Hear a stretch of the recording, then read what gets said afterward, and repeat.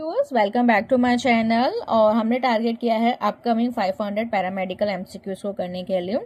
अभी तक हम शॉर्ट्स में कुछ कुछ एमसीक्यूज ले रहे थे, लेकिन आज मैं एक लॉन्ग वीडियो बनाने वाली हूँ। इतने सारे एमसीक्यूज का आज हम रिवीजन करने वाले हैं।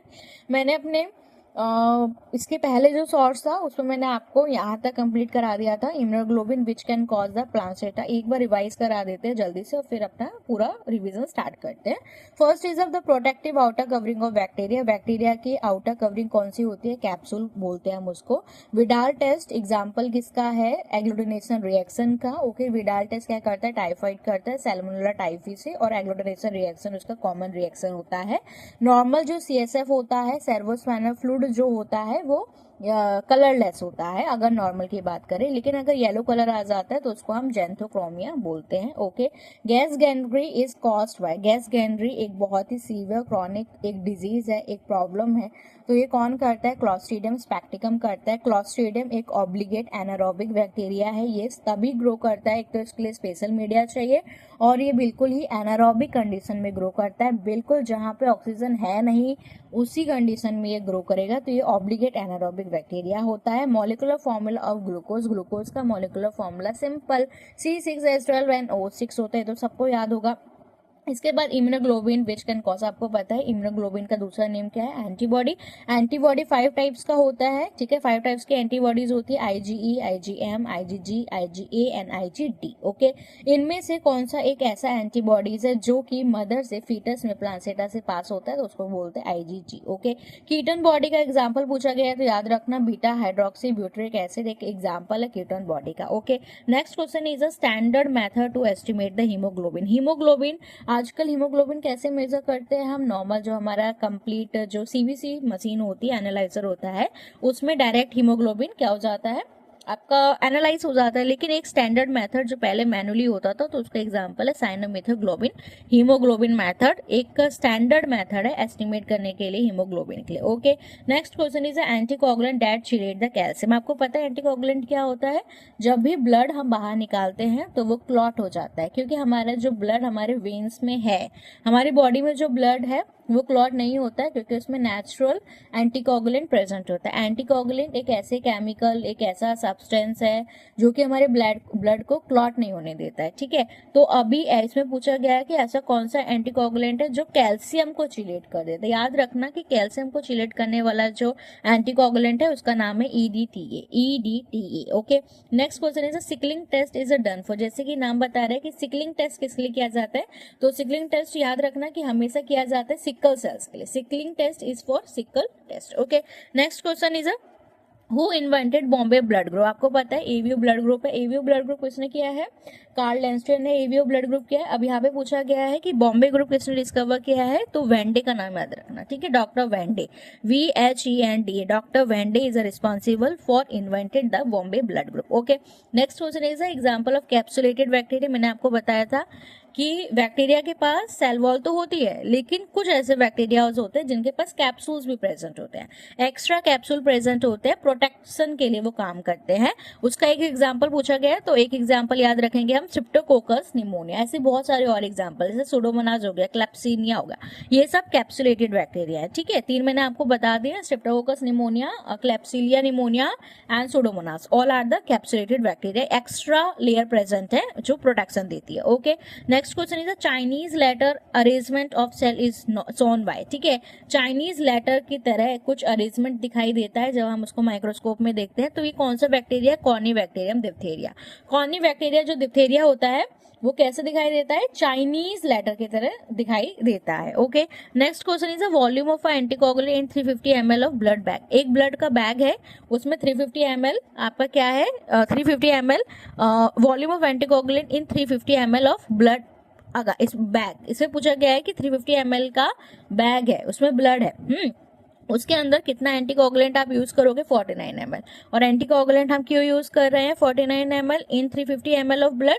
ताकि जो हमारा ब्लड है वो क्लॉट ना हो।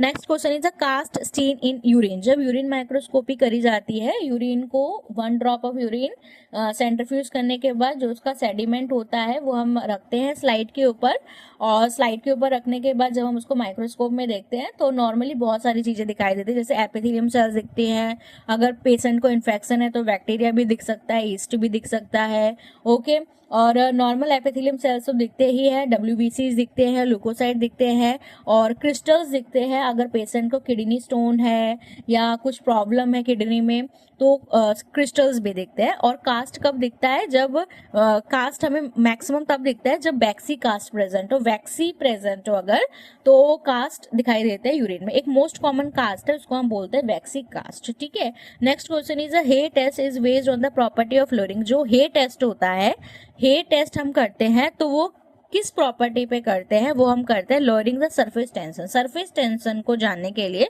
हम हे टेस्ट को करते हैं। Okay, next question is a flame photometer is use to estimation of. Flame photometer क्यों यूज किया जाता है, किसके एस्टिमेशन में यूज किया जाता है? ब्लड का इलेक्ट्रोलाइट। आपको पता है कि ब्लड के अंदर इलेक्ट्रोलाइट्स प्रेजेंट होते हैं, sodium chloride, okay, sodium chloride, potassium और बाइकार्बोनेट, ये इलेक्ट्रोलाइट प्रेजेंट होते हैं ब्लड के अंदर। तो फ्लेम फोटोमीटर एक ऐसा मेथड है जिससे ये एस्टिमेट होता है। ठीक है, आज अभी तो मशीनें आ चुकी हैं और मशीनें का ही प्रिंसिपल है। Flame photometer is use for estimation of blood electrolyte. Next question is anticoagulant use for prothrombin time. PT time हो, सीटी टाइम हो, बीटी टाइम हो, कोई भी टाइम हो, आपको एपीटीटी टाइम हो, पीटी टाइम हो, इन कोगुलेशन टेस्ट जब भी हम करते हैं तो हम कौन सा एंटीकोगुलेंट यूज करते हैं? Sodium citrate. सोडियम सिट्रेट वो ब्लू कलर की होती है, उसको यूज करते हैं, सोडियम सिट्रेट का यूज करते हैं, ब्लू कलर की वाइल का वैक्यूनेटर यूज करते हैं। कोई भी कोगुलेशन टेस्ट हमको करना हो, पीटी करना हो, एपीटीटी करना हो, तो हम वो यूज करते हैं। Next question is acid use in the process of decalcification. Decalcification मतलब बोन्स हैं, आपने टिश्यू प्रोसेसिंग करी है, ठीक है, हिस्टोपैथोलॉजी का ये क्वेश्चन है, टिश्यू प्रोसेसिंग करी है, उसके ऊपर आपने जो बोन है उस बोन से आपको कैल्शियम को निकालना है, टिश्यू से कैल्शियम को निकालना है, मतलब डीकैल्सिफिकेशन करना है, आपको कैल्शियम निकालना है। तो उसके लिए आप कौन सा एसिड यूज करते हो? मोस्टली HCl का यूज किया जाता है। ठीक है, हाइड्रोक्लोरिक एसिड का यूज किया जाता है, और भी केमिकल्स यूज करते हैं अलग अलग labs. Okay, next question is icterus index is measure of degree of. जैसे कि नाम बता रहा है कि इक्ट्रस इंडेक्स, ठीक है, icterus index is measure in the degree of yellowish green colour plasma. Icterus index से हमेशा याद रखना कि हम क्या मेजर करेंगे? जॉन्डिस को। ठीक है, जॉन्डिस से हम इक्ट्रेक्स इंडेक्स को मेजर करते हैं।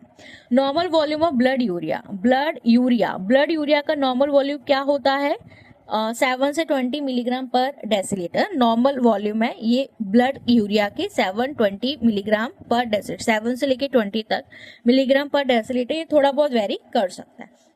Next question is a normal volume of serum chloride. Chloride क्या है? एक इलेक्ट्रोलाइट है, ब्लड इलेक्ट्रोलाइट है, इसको मेजर करना है तो इसका नॉर्मल रेंज कितना होता है? 95 से लेके 115 mole equivalent per litre. Okay, next question is the reagent use for detection of urobilinogen. Urobilinogen को डिटेक्ट करने के लिए कौन सा आप रिएजेंट यूज करते हो? उसको कहते हैं इयरलिच रिएजेंट। ठीक है, अगर आपका सीरम बहुत ज्यादा डार्क है कलर में और बिलोग्रीन कम ज्यादा आ रहा है तो आप उसका क्या करोगे? आप उसका यूरोबिलिनोजन चेक करोगे, तो वो उसके लिए कौन सा रिएजेंट यूज करते हैं? इयरलिच रिएजेंट का हम यूज करते हैं। अब आपको बताना है कि स्टूल के अंदर कौन सा प्रोटोजोआ नहीं होता है, ऐसा एग्जाम्पल आपको देना है, तो वो ई-कोलाई इंटेस्टाइन में होता है हमारे। ठीक है, ये नॉर्मली प्रोटोजोआ नहीं, पहले तो ई-कोलाई बैक्टीरिया है, प्रोटोजोआ नहीं है, और ई-कोलाई स्टूल में नहीं प्रेजेंट होते, नॉर्मली ये प्रोटोजोआ नहीं है जो स्टूल में प्रेजेंट होता है। Measurement of creatine is used as a test of. Creatine, जब भी क्रिएटिन करते हैं, क्रेटाइन करते हैं, तो ये एक इम्पॉर्टेंट टेस्ट है किडनी फंक्शन टेस्ट को देखने के लिए। KFT या RFT, ये एक नाइट्रोजनस वेस्ट है, ये वेस्ट है जो हमारी बॉडी से निकलता है और इसका एक पर्टिकुलर नॉर्मल वॉल्यूम होती है हमारी बॉडी के अंदर, 1 से कम इसका रेंज होता है।